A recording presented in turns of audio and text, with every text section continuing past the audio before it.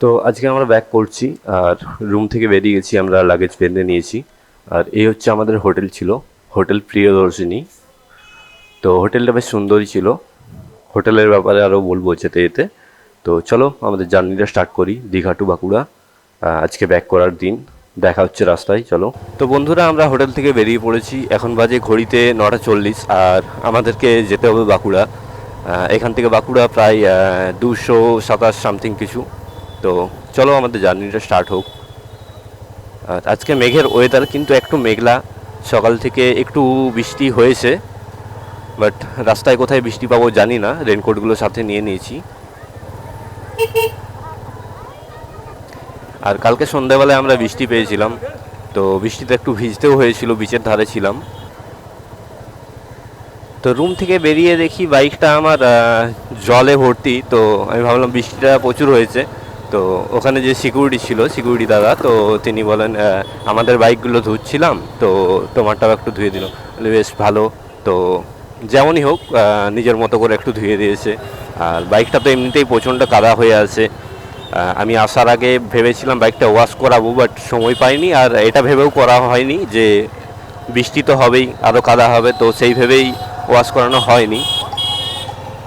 তো রাস্তায় একটু ভিড় রয়েছে, মোটামুটি খুব বেশি না। আর বৃষ্টি টুকটাক শুরু হয়ে গেছে, ফোঁটা ফোঁটা বৃষ্টি পড়ছে। তো বেশি বৃষ্টি হলে আমি আবার ব্লগ বানাতে পারবো না, কারণ ক্যামেরাতে ওয়াটারপ্রুফ কেস নেই। তো সামনে রয়েছে আমাদের গেট, জগন্নাথ টেম্পলের গেট রয়েছে, আর বাঁ দিকে জগন্নাথ টেম্পল। তো আমরা কালকে রাত্রে এক্সপ্লোর করেছি, তো তোমরা সেই ভিডিওটা দেখেছো।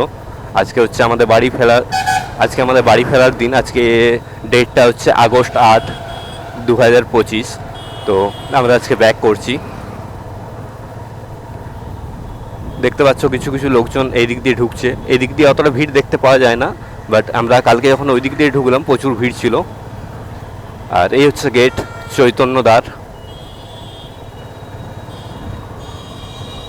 তো এমনিতে নর্মালি ওয়েদারটা কিন্তু আজকে বেশ সুন্দর, যদি বৃষ্টি না হয় তাহলে তো কিছু বলার নেই।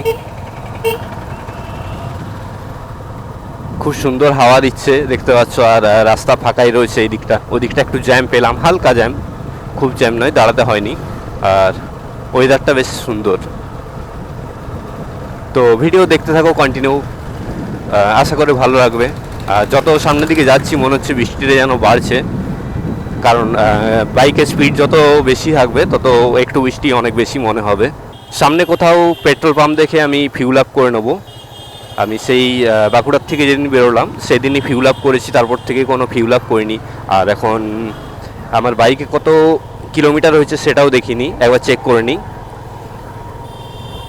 তো বাইকে কিলোমিটার বলছে 289.3, বেশি কিলোমিটার হয়নি। তো টোটাল কিলোমিটার কত হচ্ছে সেটা তোমাদেরকে জানাবো।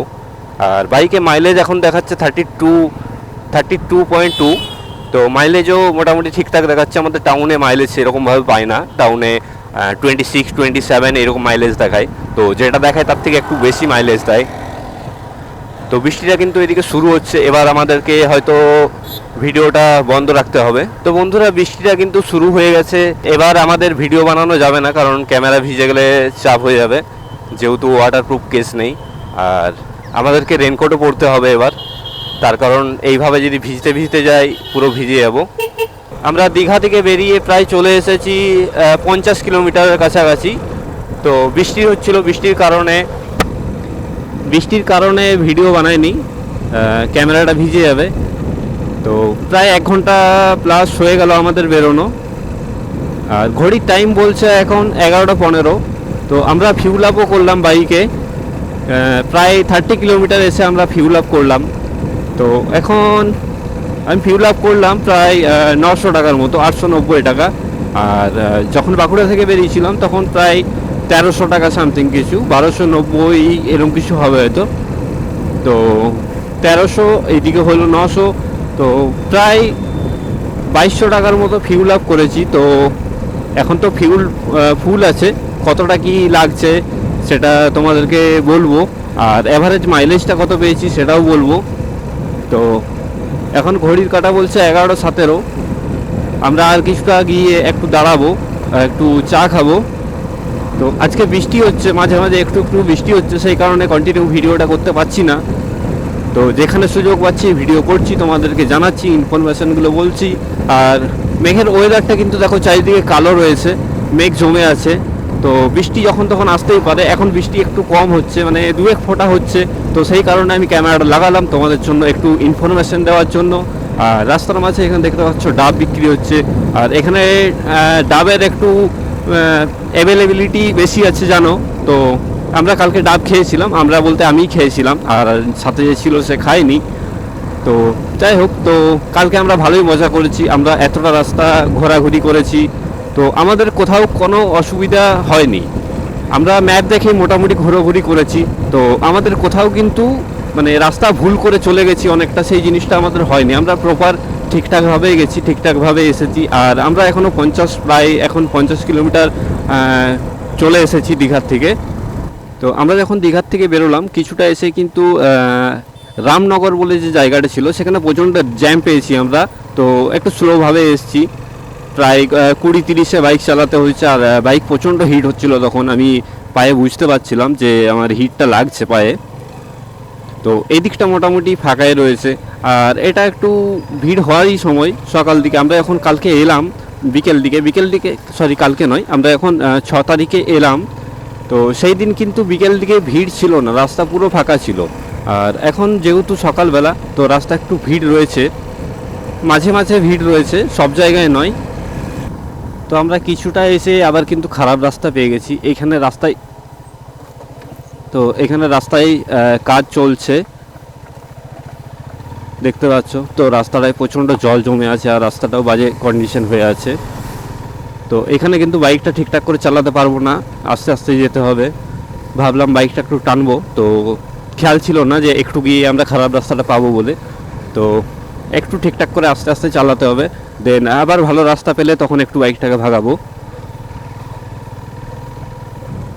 তো এই রাস্তাগুলো যারা বাইক চালাবে একটু সাবধানেই চালাতে হবে, যখন তখন স্কিড করতে পারে। আর বাইকের টায়ার কিন্তু অবশ্যই ঠিক থাকতে হবে, নইলে যে পাথরগুলো রয়েছে পাথর লেগে গেলে কিন্তু বাইকের টায়ার কেটে যাওয়ার চান্স থাকে।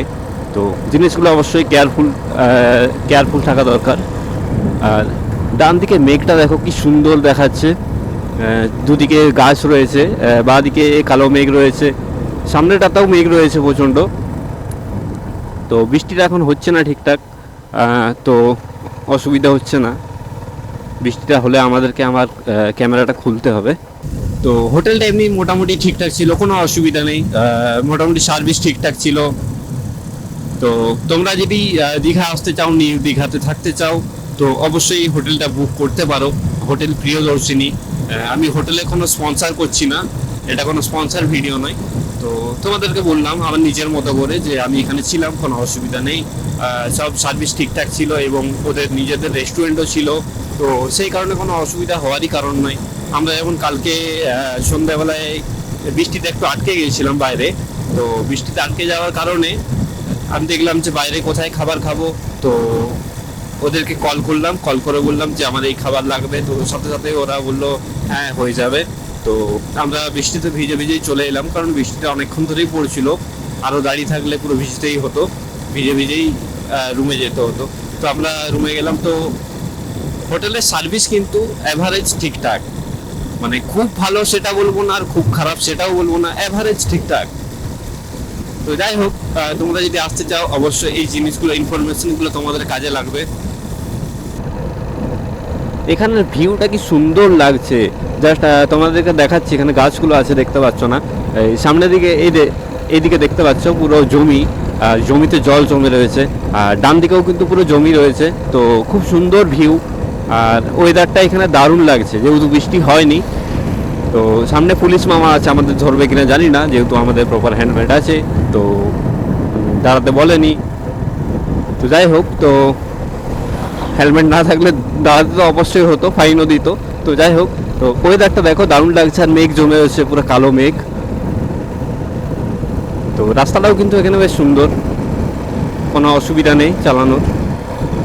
আর যারা ভাবছো বাইক নিয়ে আসবে কিনা, আমি বলবো তো বাইক নিয়ে কোনো প্রবলেম নেই, নির্ভয়ে নিঃসন্দেহে তোমরা আসতে পারো, কোনো অসুবিধা হওয়ার কারণ নেই। আমি তো এলাম, ঘুরলাম, এই তো ব্যাক করছি, দেখতে পাচ্ছ। তো কোনো অসুবিধা হওয়ার কারণ নেই, সুন্দরভাবে তোমরা ঘুরতে পারো। আর বাইক নিয়ে এলে সব থেকে সুবিধা তোমাদের ওখানে দীঘার মধ্যে যে ঘোরার অসুবিধেগুলো হয় মাঝে মাঝে, টোটোর প্রবলেম হয় বা সব জায়গায় টোটো পাওয়া যায় না, সেই অসুবিধাগুলো তোমাদের হবে না। তো আমরা 70 কিলোমিটার প্লাস চলে এসেছি। আমরা একটু চা খেতে দাঁড়িয়েছিলাম, তো চা খেয়ে আবার রাইডটা কন্টিনিউ করছি। তো ঘড়ির কাঁটা বলছে 1:30, আর এখনও আমাদেরকে 100 কিলোমিটার যেতে হবে। তো প্রায় 2 ঘন্টা 2.5 ঘন্টার মতো লেগে যাবে। আর এদিকে ওয়েদারটা কিন্তু খুব সুন্দর আছে। তো বৃষ্টি মোটামুটি আমরা আর পাইনি, অনেক রাস্তায় এলাম, এখনও বৃষ্টি হয়নি এদিকে, তবে মেঘ রয়েছে, হতেও পারে। আর মাঝে অনেকক্ষণ আমরা ভিডিও করিনি, কারণ হচ্ছে যে একটু বাইকটা চালাচ্ছিলাম, বেশ মজা নিচ্ছিলাম। তো গাইস ফাইনালি বাঁকুড়া পৌঁছে গেছি। এখন ঘড়িতে বাজে 4:46, আর আমাদের একটু লেট হলো, আমরা একটু দাঁড়িয়েছিলাম, একটু টাইম কাটালাম, তো সেই কারণে একটু দেরি হলো। তো ওয়েদারটা আজকে ভালো, বৃষ্টি পাইনি, আর ক্যামেরাতে চার্জ একটু কম ছিল বলে আর ভিডিও বেশি বানাইনি। একবারে আমি ভাবলাম বাঁকুড়া ঢুকেই ভিডিও বানাবো। তো বাঁকুড়া পৌঁছে গেছি। তো চলো, ভিডিও ভালো লাগলে লাইক কমেন্ট অবশ্যই করো। তো দেখা হচ্ছে নেক্সট ব্লগে। টাটা।